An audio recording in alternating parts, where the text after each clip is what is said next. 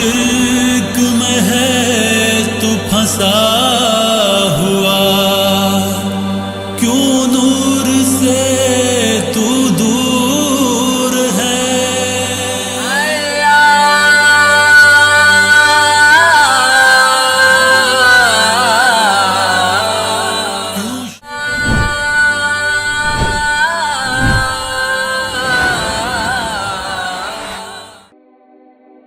میں نے گورکن بابا سے پوچھا، بابا جی گناہگاروں کی قبروں کا بھی کچھ احوال بتائیے۔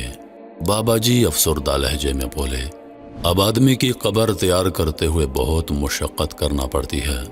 قبر کی مٹی سخت ہوتی ہے تو کہیں پتھر قبر کی تیاری میں رکاوٹ بن جاتے ہیں۔ آج کل قبروں کی کھدائی کے دوران سانپ بچھو کا نکل آنا عام سی بات ہو گئی ہے۔ کئی قبروں کی کھدائی کرتے ہوئے عجیب سی وحشت اور گھبراہٹ طاری ہو جاتی ہے، چونکہ قبر کی کھدائی ننگے پاؤں کی جاتی ہے۔ کئی قبروں کی کھدائی میں میرے پیر جلنے شروع ہو گئے تھے۔ میں نے اپنی زندگی میں قبر کی تیاری کے دوران قبر سے دھواں بھی نکلتے دیکھا اور آگ کے شعلے بھی۔ کئی قبروں میں تدفین کے بعد قبروں پر رات کو آگ جلتی دیکھی ہے، اور کچھ قبروں سے چیخو پکار بھی سن چکا ہوں۔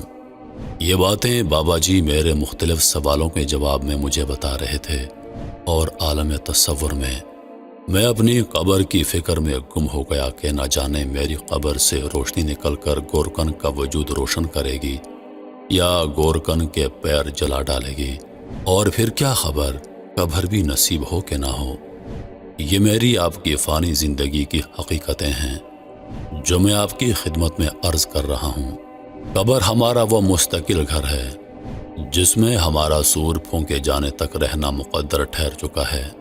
کبھی کبھی اپنے دلوں کو موہ لینے والے عارضی گھروں کو کچھ دیر کے لیے فراموش کر کے قبرستان میں، جہاں میں اور آپ اپنی مستقل رہائش اختیار کرنے والے ہیں، وہاں جا کر ان کے مکینوں کے رہائش گاہوں کو بھی دیکھ کر آیا کریں، تاکہ اپنی رہائش گاہ کے پلاٹ کا بھی اندازہ ہو، اور اس میں اپنی رہائش کے لیے خیالوں اور تصور میں تانے بانے بھی بنتے رہا کریں۔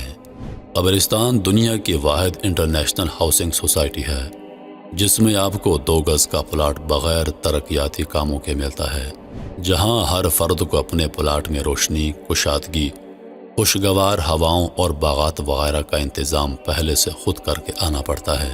لہٰذا کیا ہی اچھا ہو کہ جب میں اور آپ اپنے مستقل گھروں کو جائیں تو سارے انتظامات پہلے سے مکمل ہوں، اور کمی ہو تو صرف میری اور آپ کی آمد کی۔ اللہ ہم سب کی اس آنے والی منزل کو آسان بنائے۔ لفظ موت کا تصور کتنا خطرناک ہے، خود کو قبر میں محسوس کرنے پر رونگٹے کھڑے ہو جاتے ہیں۔ یقین ہی نہیں ہوتا کہ واقعی ہماری چلتی سانسیں ایک دن ہم سے بے وفائی کریں گی، ایک دن ہمارا وجود بے جان پڑا ہوگا، ہمارے اپنے ہمیں ہمارے اصل مکان پر پہنچا کر مٹی ڈالائیں گے۔ پھر وقت گزرتا جائے گا، ہمارے اپنے جو ہمارے بغیر ایک پل بھی مشکل سے گزارتے تھے، وہ اپنی زندگی میں مگن ہو جائیں گے، اور جب جب ہمارا ذکر ہوگا تو کہا جائے گا اللہ کی امانت تھے، واپس لے لیا، اس کا وقت آ گیا تھا، اللہ کو جو منظور، اور ہم ماضی بن کر ایک دن بھلا دیے جائیں گے۔